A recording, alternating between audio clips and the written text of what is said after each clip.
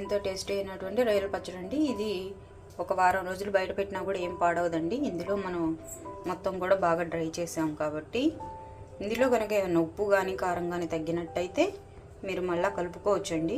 బాగానే కలుస్తుంది. ఇది ఎలా చేయాలో మనం ప్రాసెస్లోకి వెళ్దాము. 350 గ్రామ్స్ పచ్చి రొయ్యలను తీసుకున్నానండి, శుభ్రంగా వాష్ చేసుకున్నటువంటివి అండి. దాంట్లోకి మనం తీసుకున్నటువంటి పచ్చి రొయ్యలను వేస్తున్నాము. ఒక 1/2 టేబుల్ స్పూన్ పసుపు, అలాగే 1/2 టేబుల్ స్పూను సాల్ట్ వేసేసి కలబెట్టేసేసి ఇవి వాటర్ మొత్తం కూడా డ్రై అయిన దాకా మనం దీన్ని బాయిల్ చేద్దామండి. దీంట్లో మనం ఎటువంటి వాటర్ పోయమండి. దీని మీద మూత పెడితే ఆటోమేటిక్గా రొయ్యల్లో వాటర్ బయట ఈ విధంగా రొయ్యల్లో నుంచి వాటర్ అంతా కూడా బయటికి రిలీజ్ అయిందండి. ఈ వాటర్ మొత్తం కూడా ఇంకిపోయిన దాకా దీన్ని మనం వేయించుకుందాము. రొయ్యల్లో వాటర్ మొత్తం కూడా అయిపోయి డ్రైగా అయిపోయినాయి అండి. ఇప్పుడు వీటిని మనం ఒక ప్లేట్లో తీసుకుందాము.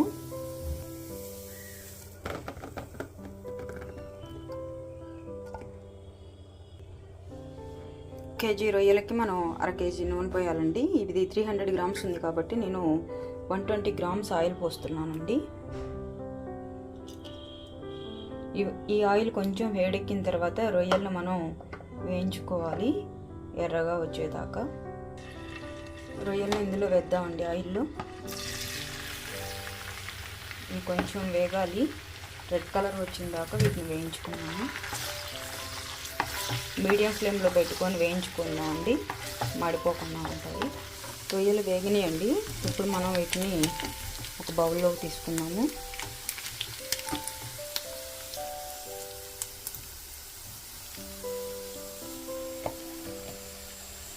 అదే నూనెలోకి మనం 1 టేబుల్ స్పూను అల్లం వెల్లుల్లి పేస్ట్ వేసుకున్నామండి. మీడియం ఫ్లేమ్లో పెట్టుకొని పచ్చివాసన పోయిందాక అల్లం వెల్లుల్లి పేస్ట్ కొంచెం వేగిందండి. దాంట్లోకి మనం 1 రెమ్మ కరివేపాకు తీసుకున్నాము.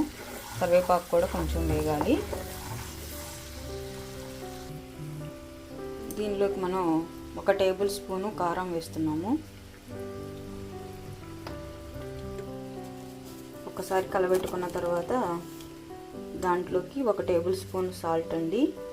సాల్ట్ కొంచెం చూసుకొని వేసుకోవాలండి. ముందు కూడా మనం ఉడకబెట్టేటప్పుడు కొంచెం వేసాము. సాలపోయిన తర్వాత కలుపుకోవచ్చండి, కొంచెం తక్కువే వేసుకుందాం. 1 టీ స్పూను గరం మసాలా అండి. ఇందులో చెక్క, లవంగ, ధనియాలు, యాలకులు మొత్తం కలిసి ఉన్నాయండి. అది 1 టేబుల్ స్పూన్ వేసాను.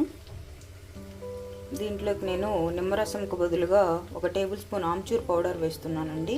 మీ దగ్గర నిమ్మరసం ఉంటే నిమ్మరసం వేసుకోవచ్చు, చిన్నకాయలు 1 2. నేనైతే ఆమ్చూర్ పౌడర్ వేస్తున్నానండి. 1 టేబుల్ స్పూను సరిపోతుంది పులుపు. అల్లం వెల్లుల్లి పేస్ట్ వేగిందండి. స్టవ్ ఆఫ్ చేసేసి దీన్ని మనం రొయ్యల్లో కలుపుతాము.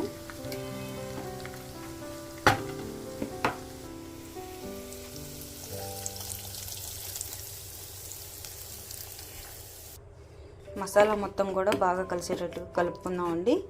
దీన్ని అట్లీస్ట్ ఒక 3 గంటలైనా పక్కన పెడితే ఆ ముక్కకి ఆ పులుపు అన్నీ కూడా పట్టి బాగా టేస్ట్గా ఉంటుందండి.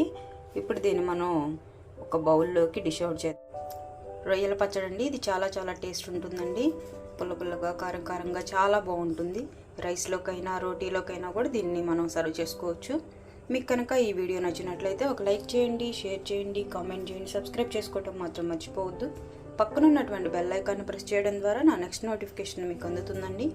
బాయ్ ఫ్రెండ్స్, నెక్స్ట్ వీడియోలో కలుద్దాం.